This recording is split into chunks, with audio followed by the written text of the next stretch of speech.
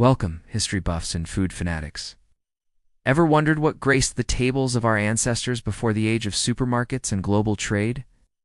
Forget your common carrots and apples for a moment, because today we're embarking on a delicious and often overlooked journey. We're uncovering 15 forgotten fruits and vegetables from ancient and medieval times.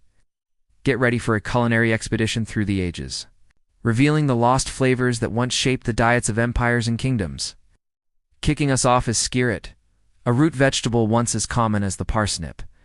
These small, sweet berries, also known as June berries or Saskatoon berries, were a vital food source for indigenous peoples of North America, and were also known in medieval Europe. This fascinating wild vegetable, naturally thriving on beaches and cliffs, was a prized edible in medieval times.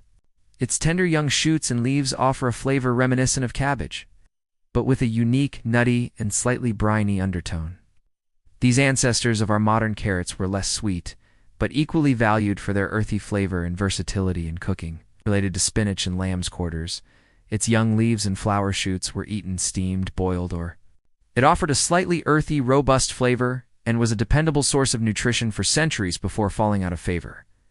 It's the edible stalk and leaf midribs that are consumed, often blanched to reduce bitterness. Harvested in spring, these hop shoots resemble thin asparagus spears and have a slightly bitter, earthy flavor. This root vegetable, native to southern Europe, was enjoyed for its sweet, earthy flavor and creamy texture when cooked. It was particularly popular in medieval times, prized for its medicinal properties as well as its culinary appeal. Despite its rich taste, it's now a rare find in most modern supermarkets. They were often blanched and served with butter, much like their asparagus cousins, offering a fleeting seasonal treat. Have you ever tried any of them? Let us know in the comments below. And if you enjoyed this historical food adventure, be sure to like this video and subscribe for more fascinating dives into the past. Thanks for watching. The strong celery-like flavor, but more intense and slightly peppery. Lovage was used to add depth to soups, stews, and broths. It was a staple in monastery gardens for both culinary and medicinal purposes. With an artichoke-like flavor, it was used in stews, gratins, and even eaten raw. Its cultivation was labor-intensive, contributing to its eventual decline in popularity. They were a common root vegetable, used extensively in stews, soups, and roasted dishes across Europe. While some varieties are still popular today, cress encompassed a much wider range of pungent, peppery greens in ancient and medieval times. Role in the diets of people in ancient and medieval times. From the sweet skirret to the peppery cress, these lost foods offer a remarkable glimpse into our culinary past. Perhaps it has time to rediscover some of these ancient delights and bring a taste of history back to our tables.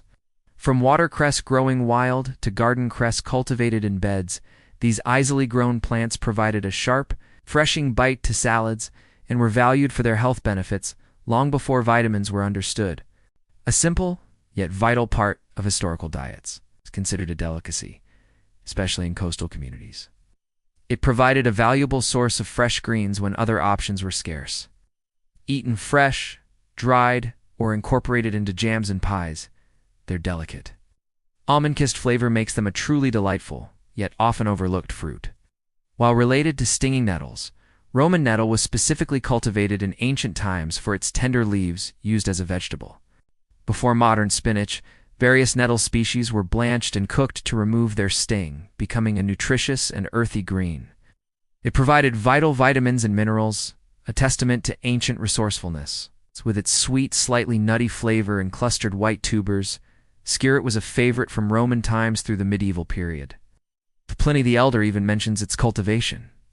It could be boiled, roasted, or even made into fritters, its versatility making it a staple. This leafy green vegetable, also known as mountain spinach or French spinach, was a popular alternative to common spinach in ancient and medieval Europe.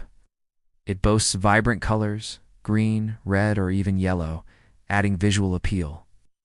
Orac is mild in flavor and highly nutritious, making it a valuable addition to the historical diet.